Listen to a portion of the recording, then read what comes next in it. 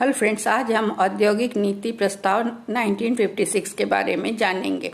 अर्थव्यवस्था की कमांडिंग ऊंचाइयों को नियंत्रित करने वाले राज्य के लक्ष्य के अनुसार 1956 के प्रस्ताव को अपनाया गया था।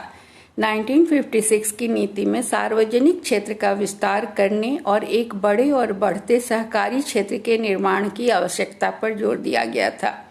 यह निजी उद्योगों में स्वामित्व और प्रबंधन के पृथक्करण को प्रोत्साहित करता है, मतलब कि सरकारी के साथ साथ निजी उद्योगों को भी बढ़ावा देने की बात करता है और सबसे ऊपर निजी एकाधिकार के उदय को रोकता है, मतलब सब कुछ प्राइवेट ना हो जाए, इसको चेक करने की कोशिश करता है।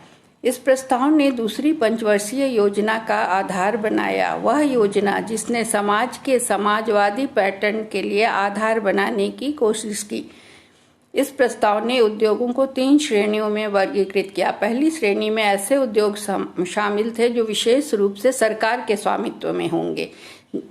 दूसरी श्रेणी में ऐसे उद्योग थे जिन्हें निजी क्षेत्र और सार्वजनिक क्षेत्र के प्रयासों को पूरक कर सकता था, मतलब दोनों मिलकर काम करते, जिसे हम public and private partnership PPP model भी कहते हैं। यह विकास के महालनोबिस मॉडल पर आधारित था, जिसने इस बात पर जोर दिया कि भारी उद्योगों पर जोर दिया जाना चाहिए जो देश के आर्थिक उत्पादन को बढ़ा सकते हैं। महालनोबिस मॉडल ने भारी उद्योग के महत्व का सुझाव दिया। इसने निजी निवेश के लिए एक शर्त के रूप में एकीकृत बुनियादी ढांचे के विकास पर जोर दिया है, इसलिए बिजली, परिवहन और वित्तीय संस्थानों को प्राथमिकता दी।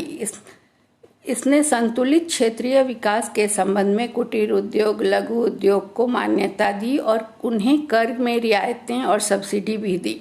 इसने आर्थिक विकास को बढ़ाने के लिए देश के दूर दराज के औद्योगिक विकास को गति दी। इसने FDI फॉरेन डायरेक्ट इन्वेस्टमेंट, जिसे हम विदेशी प्रत्यक्ष निवेश कहते हैं, को घरेलू विकास का पूरक माना, मतलब पूंजी की कमी होने से बाहर के देश की कंपनियां अगर हमारे देश में निवेश करती हैं तो इसे एक कॉम्प्लीमेंट्री या पूरक के रूप में माना गया।